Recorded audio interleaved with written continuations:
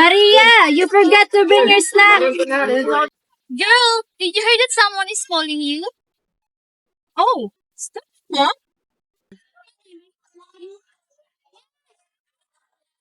No, I don't know her. Are you sure? Maybe she needs some things or have concerns about you. Oh my God, let's get the rule.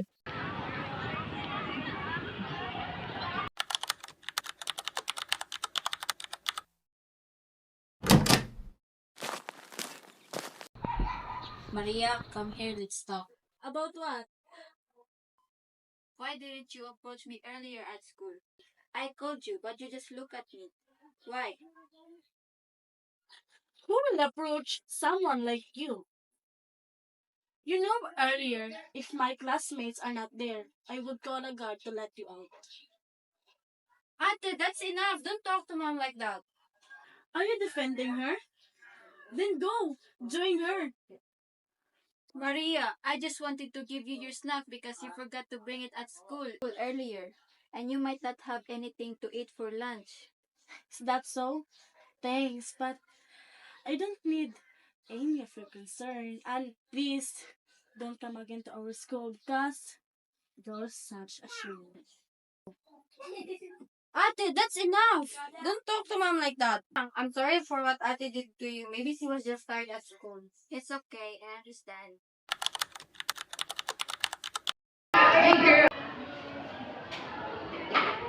Do you know that I have shot? It's real. Yes. What? Where did you get that news? Hello, who do you think am I? I'm not updating to the latest. You're so tactile. Do you know the new student in the other section? She looks like a child. But yesterday, I saw her mother selling a fish. Is that real? Now I know why she smells so bad. Where's Maria? Do you see what I see?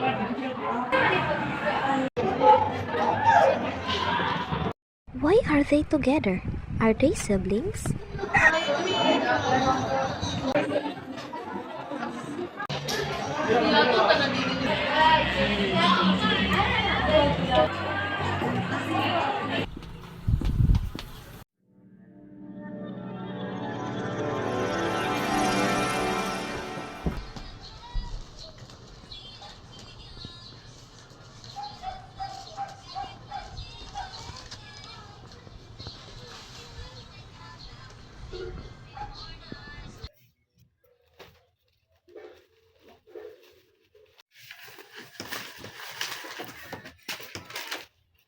Leia!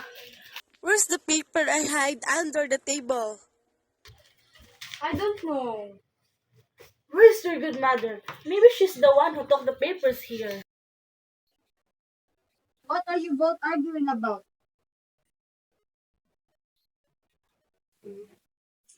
Have you seen the papers under the table? The one that was under the table? Yes, that one. Oh gosh, I thought it was a trust, so So what? I'm sorry, I just cleaned up your room because it was so messy. Then I saw the papers and burned it because I thought it was a trash. What? You know how important those papers are to me? I'm sorry, I thought you wouldn't use it anymore. I wish it was just you who disappeared than the papers have burnt. You know, I don't need you in my life. Don't say like that. You don't know the sacrifices I've done just to give you a better future. Are you out of your mind? Where's the better future you're talking about? You will leave us just to be with you another man. Me and my siblings are suffering because of what you did. That's not true, Maria. What's the point, Mom? What's the point of accepting and respecting you again? Ever since when I was a child, I've never been experienced being loved by you in my whole life. But abandoned us. Where are you? I needed you the most.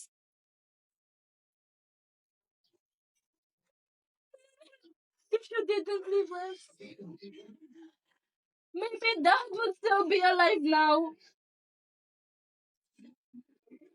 I'll still be with him. Maybe I wouldn't be end up like this. I wish it was just you who died.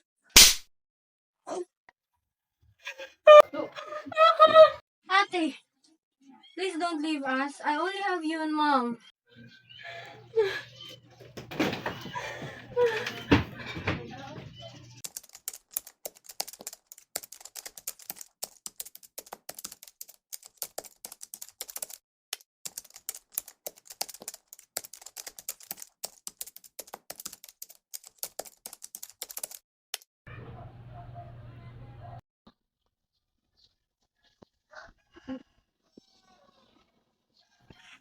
Bia. Bia.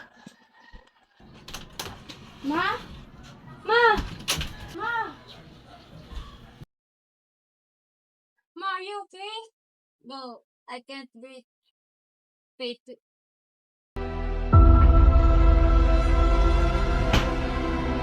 Ma, here's the water.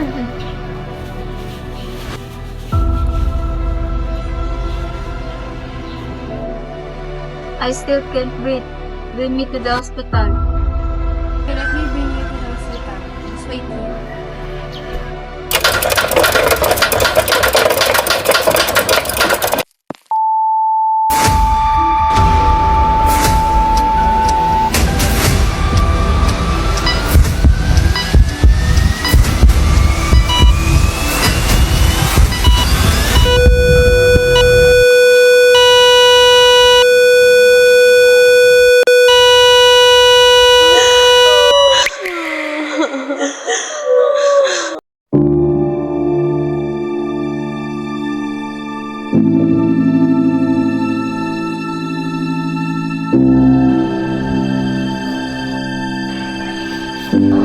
Sorry, ma'am, if your mother is dead.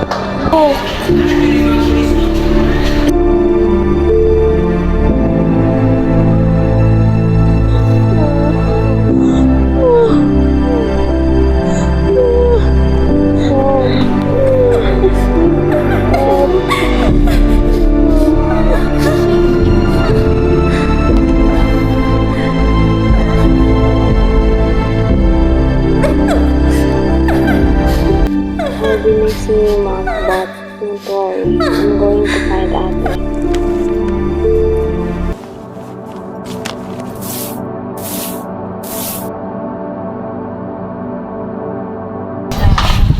Manong, let me ask a question. What is it? Do you know the people who live there?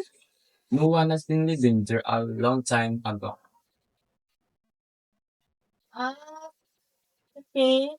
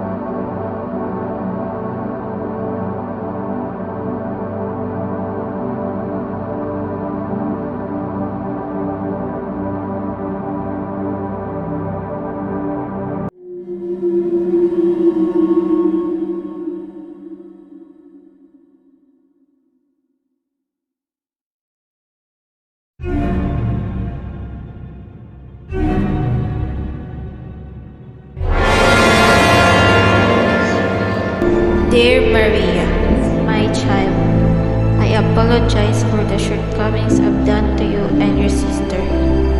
I've regretted leaving you both my whole life. When I left you, it was because I found out that your father had an affair.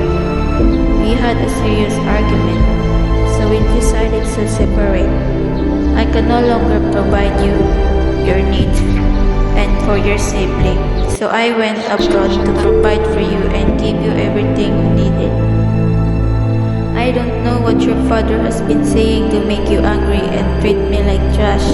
I know I have faults, my child, but you've never left my mind and everything I do. You're always part of my decisions in life. You've never been out of my sight. I know you're very angry to me for leaving you. That's why I came back to make up for my mistakes, but I think it's too late, and I can bring back those times. I just want you to know that I love you both very much, my children. Please forgive your mother if you happen to read this. Visit me at the address I written on the back of this paper. Mom died 3 years ago.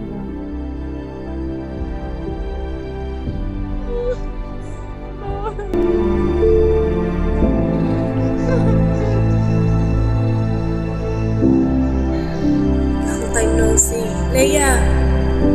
Don't worry, Shin.